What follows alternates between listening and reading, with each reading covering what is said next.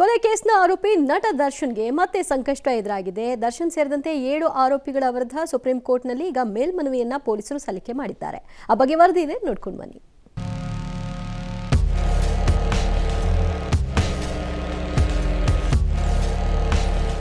ನಟ ದರ್ಶನ್ಗೆ ಸುಪ್ರೀಂ ಸಂಕಷ್ಟ. ಡಿ ಗ್ಯಾಂಗ್ ಜಾಮೀನು ರದ್ದಾಗುತ್ತಾ? ಸುಪ್ರೀಂಗೆ ಪೊಲೀಸರ ಮೇಲ್ಮನವಿ. ರೇಣುಕಾಸ್ವಾಮಿ ಕೊಲೆ ಪ್ರಕರಣದಲ್ಲಿ ಜಾಮೀನಿನ ಮೇಲೆ ಬಿಡುಗಡೆ ಆಗಿರೋ ನಟ ದರ್ಶನ್ಗೆ ಸಂಕಷ್ಟ ತಪ್ಪಿದಂತೆ ಕಾಣ್ತಿಲ್ಲ. ದರ್ಶನ್ ಹಾಗೂ 7 ಆರೋಪಿಗಳ ಬೇಲ್ ರದ್ದು ಕೋರಿ ಸುಪ್ರೀಂ ಕೋರ್ಟ್ಗೆ ಪೊಲೀಸರು ಅರ್ಜಿ ಸಲ್ಲಿಸಿದ್ದಾರೆ. ವಕೀಲ ಅನಿಲ್ ನಿಶಾನಿ ಮುಖಾಂತರ ಮೇಲ್ಮನವಿ ಸಲ್ಲಿಸಿರುವ ಸರ್ಕಾರ ಬರೋಬ್ಬರಿ 1492 ಪುಟಗಳ ಕಡತಗಳನ್ನ ಸಲ್ಲಿಕೆ ಮಾಡಿದೆ. ಕಡತದಲ್ಲಿ ಏನಿದೆ?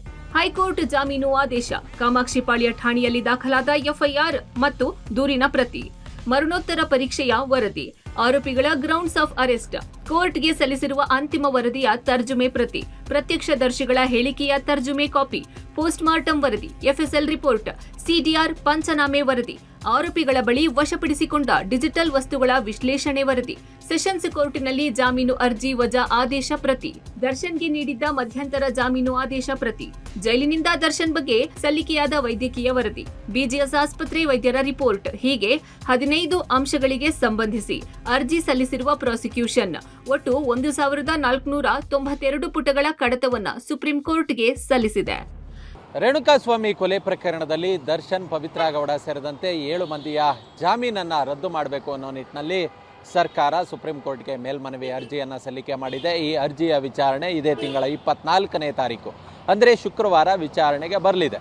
ಈ ನಡುವೆ ಈಗಾಗಲೇ ಸರ್ಕಾರದಿಂದ ನೇಮಕವಾಗಿರುವ ಸುಪ್ರೀಂ ಕೋರ್ಟ್ಗೆ ಹಿರಿಯ ವಕೀಲರು ಅನಿಲ್ ಪಿ ನಿಶಾನಿ ಅವರು ಸುಮಾರು 1492 ಪುಟಗಳಷ್ಟು ಕಡತಗಳನ್ನು ಸುಪ್ರೀಂ ಕೋರ್ಟ್ಗೆ ಸಲ್ಲಿಕೆ ಮಾಡುವ ಕೆಲಸವನ್ನು ಮಾಡಿದ್ದಾರೆ.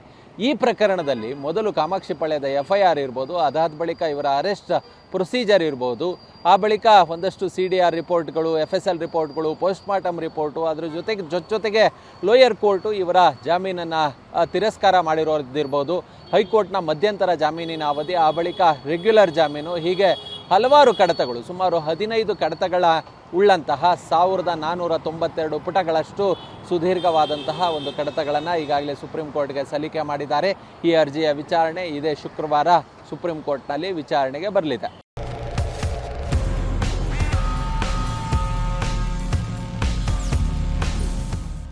ದರ್ಶನ್ಗೆ ಆಪ್ತರೇ ಬೆನ್ನಿಗೆ ಇರಿದ್ರ?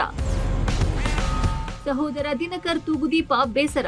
ನಟ ದರ್ಶನ್ಗೆ ಆಪ್ತರೇ ಕಂಟಕ ಆದ್ರ ಅನ್ನೋ ಪ್ರಶ್ನೆಗಳು ಎದ್ದಿದೆ. ಯಾಕಂದ್ರೆ ಸಹೋದರ ದಿನಕರ್ ಆಡಿದ ಮಾತು 108 ಚರ್ಚೆಗೆ ಎಡೆ ಮಾಡಿಕೊಟ್ಟಿದೆ. ರೇಣುಕಾಸ್ವಾಮಿ ಕೊಲೆ ಕೇಸ್ನಲ್ಲಿ ದರ್ಶನ್ ಅರೆಸ್ಟ್ ಆದಾಗ ಪಾಸಿಟಿವ್ ನೆಗೆಟಿವ್ ಮಾತುಗಳು ಕೇಳಿ ಬಂದ್ವು. ಆದ್ರೆ ದರ್ಶನ್ಗೆ ತೀರಾ ಹತ್ತಿರವಿದ್ದವರು ತೋಟಕ್ ಪಿಟಿಕ್ ಅನ್ನಲಿಲ್ಲ, ಧೈರ್ಯ ಹೇಳುವಂತಹ ಕೆಲಸವನ್ನೂ ಮಾಡಲಿಲ್ಲ ಎಂದು ಪಬ್ಲಿಕ್ ಟಿವಿ ಸಂದರ್ಶನದಲ್ಲಿ ದಿನಕರ್ ತೂಗುದೀಪ್ ಬೇಸರ ಹೊರಹಾಕಿದ್ದಾರೆ.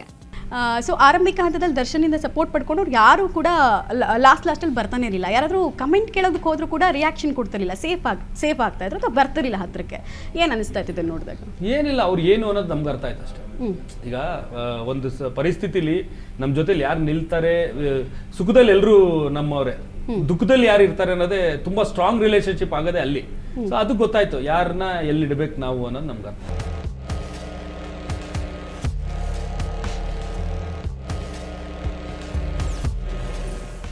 ಶೀಘ್ರವೇ ದರ್ಶನ್ಗೆ ಆಪರೇಷನ್ ಆಗುತ್ತಾ? ವೈದ್ಯರಿಗೆ ದಾಸ ಚಾಲೆಂಜ್ ಹಾಕಿದ್ರ? ಇನ್ನು ತೀವ್ರ ಬೆನ್ನು ನೋವಿನಿಂದ ಬಳಲುತ್ತಿರುವ ದರ್ಶನ್ ಸ್ಥಿತಿ ಬಗ್ಗೆ ಸಹೋದರ ದಿನಕರ್ ಮನ ಬಿಚ್ಚಿ ಮಾತನಾಡಿದ್ದಾರೆ. ದರ್ಶನ್ ಸಂಪೂರ್ಣ ಚೇತರಿಕೆ ಕಂಡುಕೊಳ್ಳಬೇಕು ಅಂದ್ರೆ ಸರ್ಜರಿ ಮಾಡಿಸಲೇಬೇಕಾಗುತ್ತದೆ ಎಂದಿದ್ದಾರೆ.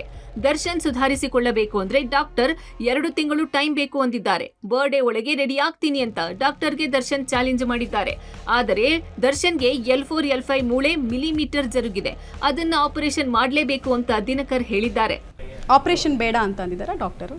ಹೌದು, ಅಂದ್ರೆ ಅವನು ಫಿಸಿಯೋಥೆರಪಿ ನಡೀತಾ ಇದೆ, ರಿಕವರಿ ಆಗ್ತಿದೆ. ಸೊ ಮೆಡಿಕಲ್ ಟ್ರೀಟ್ಮೆಂಟ್ ಹೆಂಗೆ ಅಂದ್ರೆ it's a trial and error method. ಒಬ್ಬೊಬ್ಬರ ಬಾಡಿಗೆ ಒಂದೊಂಥರ, ಈಗ ನಿಮ್ಮ ಬಾಡಿಗೆ ಬೇರೆ ತರ ರಿಯಾಕ್ಟ್ ಆಗುತ್ತೆ ಒಂದು ಟ್ರೀಟ್ಮೆಂಟ್, ನನಗೊಂಥರ ರಿಯಾಕ್ಟ್ ಆಗುತ್ತೆ.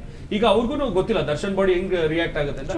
ಬಟ್ ಈಗ ಫಿಸಿಯೋಥೆರಪಿ ಮಾಡ್ತಿದ್ದಾರೆ ಅಂಡ್ ಅದು ರಿಕವರಿ ತೋರಿಸ್ತಾ ಇದೆ ದರ್ಶನ್ಗೆ.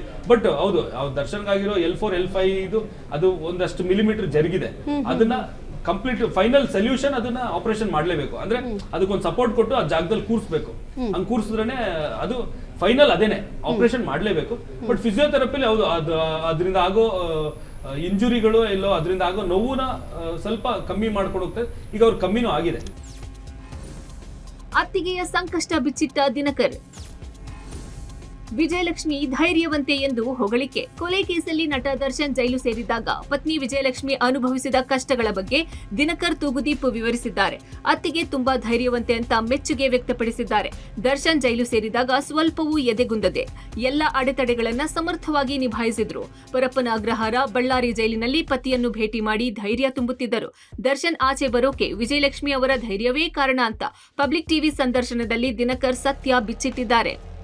ಇಡೀ ಜರ್ನಿಯಲ್ಲಿ ವಿಜಯಲಕ್ಷ್ಮಿ ಅವರ ಹೋರಾಟ ನಾನು ನೋಡಿದಾಗ ನನಗೆ ಅನಿಸ್ತಾ ಇತ್ತು, ಇಷ್ಟೊಂದು ತಾಳ್ಮೆ, ಇಷ್ಟೊಂದು ಸಂಯಮ, ಇಷ್ಟೊಂದು ಪಾಸಿಟಿವ್ನೆಸ್ ಇರುತ್ತಾ. ದಿನಕರ್ ಅವ್ರ ಪಾಸಿಟಿವ್ನೆಸ್ ಬಗ್ಗೆ ನಾನು ಈಗಾಗಲೇ ಕೇಳಿದ್ದೀನಿ, ಇಂಡಸ್ಟ್ರಿಯಲ್ಲಿ ತುಂಬ ಜನ ಹೇಳಿದ್ದಾರೆ. ಬಟ್ ವಿಜಯಲಕ್ಷ್ಮಿ ಅವ್ರ ಪಾಸಿಟಿವಿಟಿ ಆ ಸಂದರ್ಭದಲ್ಲಿ ತುಂಬ ಇಂಪಾರ್ಟೆಂಟ್. ಸಾಲಿಡ್ ಆಗಿ ಹೋರಾಟ ಮಾಡಿದ್ರು.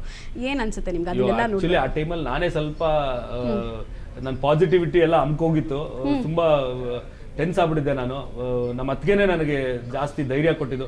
ಡೋಂಟ್ ವರಿ ದಿನೋ, ನಿಮ್ಮ ಅಣ್ಣ ಹೊರಗೆ ಬಂದೇ ಬರ್ತಾರೆ, ನಾವು ಕರ್ಕೊಬರೋಣ, ಡೋಂಟ್ ವರಿ, ನಾನಿದ್ದೀನಿ ಅಂತ ನನಗೆ ಉಲ್ಟಾ ಧೈರ್ಯ ಅವಳೇ ಕೊಡ್ತಾ ಇದ್ಲು. ಆ್ಯಂಡ್ ಖುಷಿ ಆಗುತ್ತೆ. ಒಂದು ಮನೆದು ಒಂದು ಮೇನ್ ಪಿಲ್ಲರ್ ತಾಯಿ ಆಗಿರ್ಬೋದು, ಮಡದಿ ಆಗಿರ್ಬೋದು. ಆ್ಯಂಡ್ ಅವಳು ಸ್ಥಾನನ ಕಂಪ್ಲೀಟ್ ಆಗಿ ಫುಲ್ಫಿಲ್ ಮಾಡಿದ್ದಾರೆ ನಮ್ಮ ಫ್ಯಾಮಿಲಿಲಿ. ಇನ್ನು ಕೊಲೆ ಕೇಸಲ್ಲಿ ಜೈಲಿನಿಂದ ಹೊರಬಂದ ಬಳಿಕ ಆರೋಪಿ ಪವಿತ್ರ ಗೌಡ ಫುಲ್ ಆಕ್ಟಿವ್ ಆಗಿದ್ದಾರೆ. ಬಿಸ್ನೆಸ್ನತ್ತ ಗಮನ ಹರಿಸಿದ್ದ Pavithra Gowda red carpet studio relaunch ಬಗ್ಗೆ ಮಾಹಿತಿ ಕೊಟ್ಟಿದ್ದಾರೆ. ಸದ್ಯದಲ್ಲೇ ರೀಲಾಂಚ್ ಮಾಡುವ ಬಗ್ಗೆ ಸಾಮಾಜಿಕ ಜಾಲತಾಣದಲ್ಲಿ ಪವಿತ್ರ ಗೌಡ ಪೋಸ್ಟ್ ಹಾಕಿದ್ದಾರೆ. Bureau report, public TV.